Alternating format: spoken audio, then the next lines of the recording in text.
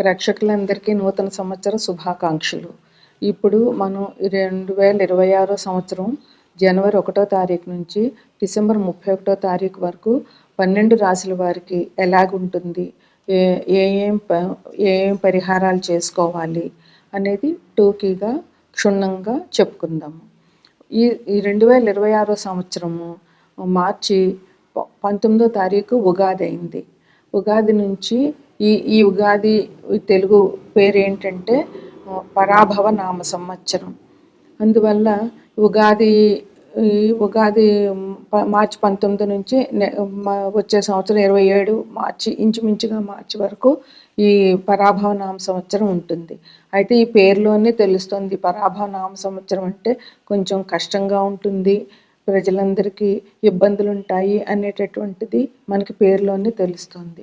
అయితే ప్రేక్షకులు ఎవరు కూడా టెన్షన్ పడకుండా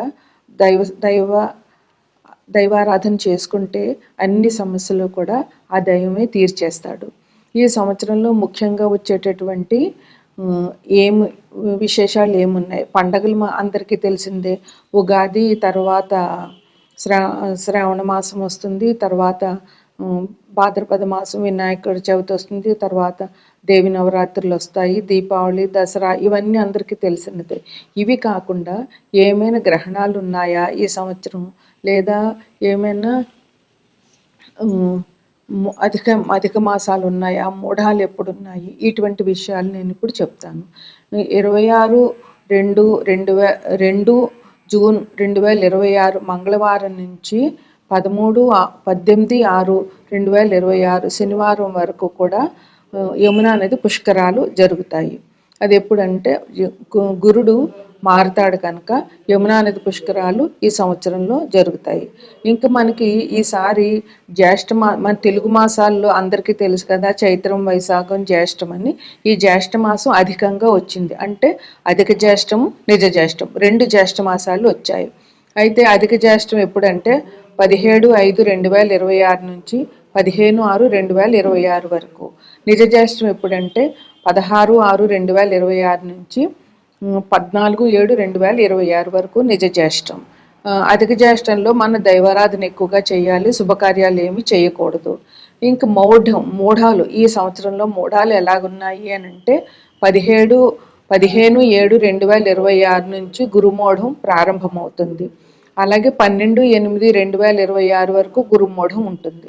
అంటే ఇంచుమించుగా ఒక నెల, 3 రోజులు తక్కువగా ఒక నెలకి గురుమూఢం ఉంటుంది. అది జూలైలో.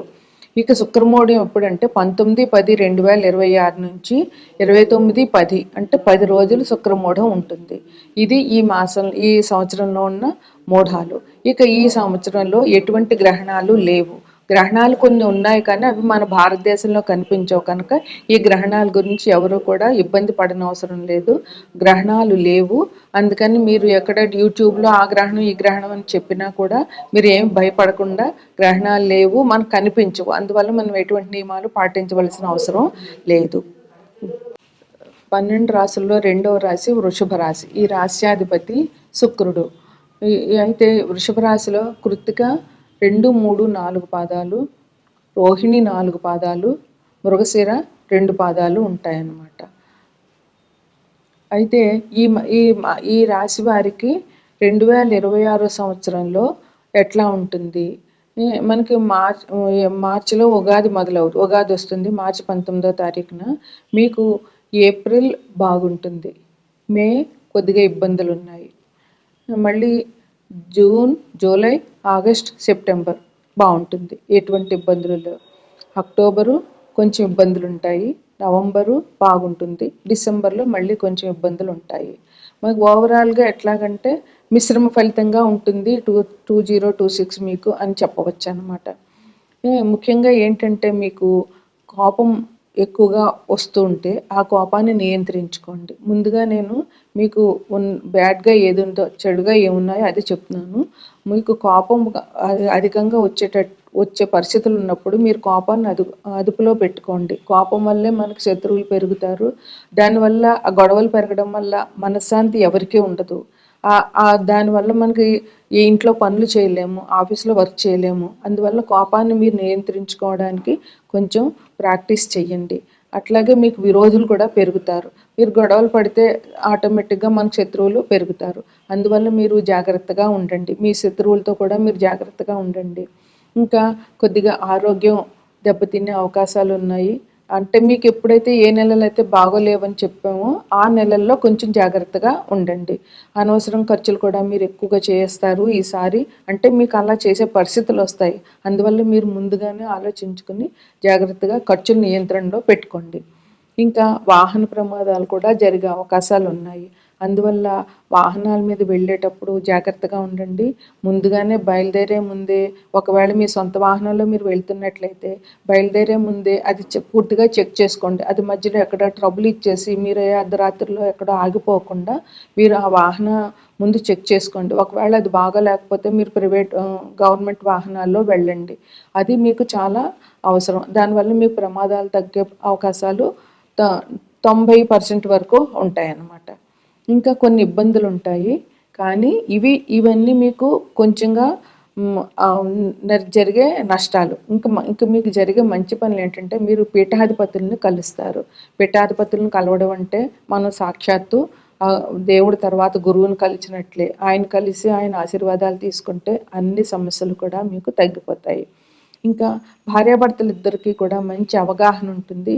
మీరు ఇద్దరు కూడా గొడవలు పెట్టుకోవడం లాంటిది ఉండదు. ఒకవేళ చిన్న చిన్న గొడవలు వచ్చినా కూడా మీరు బాగా కలిసిపోయి చాలా అండర్స్టాండింగ్గా ఉంటారనమాట. శారీరకంగా మానసికంగా కూడా మీరు దృఢంగా ఉంటారు. అందువల్లే మీరు నేను ఇందాక చెప్పినటువంటి కొన్ని చిన్న చిన్న సమస్యలు వచ్చినా కూడా మీరు నెగ్గగలుగుతారు. మీరు ముందు అది పోగొట్టుకోకండి. శారీరకంగా మానసికంగా దృఢంగా ఉండాలి. నేను ఏదైనా చేయగలను, నేను ఎటువంటి కష్టం వచ్చినా అధిగమించగలను అని మీకు మీరే చెప్పుకోండి. దానివల్ల మనకి ధైర్యం ఇంకా పెరుగుతుందన్నమాట. మనం మన సమస్యలు ఎవరికి చెప్పుకోలేం కదా, అందుకని మన మనసుకు మనమే ధైర్యం చెప్పుకోవాలన్నమాట. ఇంకా ఊహించని సంఘటనలు కూడా కొంచెం జరుగుతాయి. అది మీరు కొంచెం రెడీగా ఉండండి. ఇంకా పనులు కూడా మధ్యలో ఆగిపోవడం అట్లాంటివి జరుగుతాయి. అందువల్ల మీకు ఓవరాల్గా ఈ సంవత్సరం ఎట్లా ఉంటుందంటే ఆరోగ్య విషయంలో చిన్న చిన్న ఇబ్బందులు వస్తాయి. ఆదాయం పర్వాలేదు, ఎందుకంటే ఆదాయం ఖర్చులు చేస్తున్నామంటే ఆదాయం వస్తున్నట్లే కదా. ఇంకా మీ పిల్లలు చక్కగా ఉంటారు. చిన్న చిన్న ఇబ్బందులు వచ్చినా పిల్లల్ని కొంచెం శ్రద్ధగా చూడండి. వాళ్ళని ఒక కంట కనిపెట్టి ఉండండి. ఇంకా కుటుంబం విషయంలో ఒకవేళ మీ కుటుంబం విషయంలో సమస్యలు వస్తున్నాయి అంటే మీరే ముందుగా గ్రహించుకొని మీరే వాటిని పరిష్కరించుకోవడం దిశగా ఆలోచించండి. కుటుంబ సభ్యులతో సంయమనం పాటించండి. వాళ్ళని కూడా వాళ్ళ సమస్యలు తెలుసుకుని వాళ్ళ సమస్యలకి మీరు హామీ ఉండండి. అప్పుడు కుటుంబంలో గొడవలు కూడా తక్కువగా ఉంటాయి. అట్లాగే మీరు మీ చుట్టుపక్కల వాళ్ళతోటి మంచిగా ఉన్నారంటే సంఘంలో కూడా మీ పరపతి పెరుగుతుంది. అది మన చేతుల్లోనే ఉంటుంది. ఇంకా ప్రయాణాలు చేసేవారికి కొంచెం జాగ్రత్తగా ఉండండి. ఎందుకంటే కొన్ని ఇబ్బందులు ఉన్నాయని చెప్పాం కదా, అవి మీరు సొంత వెహికల్లో వెళ్ళేటట్టయితే జాగ్రత్తగా చూసుకోండి. ప్రమాదాలు లేకుండా చూసుకోండి. ఇంకా తీర్థయాత్రలు చేయగలిగితే చేయండి. మీ స్తోమతను బట్టి వెళ్ళండి.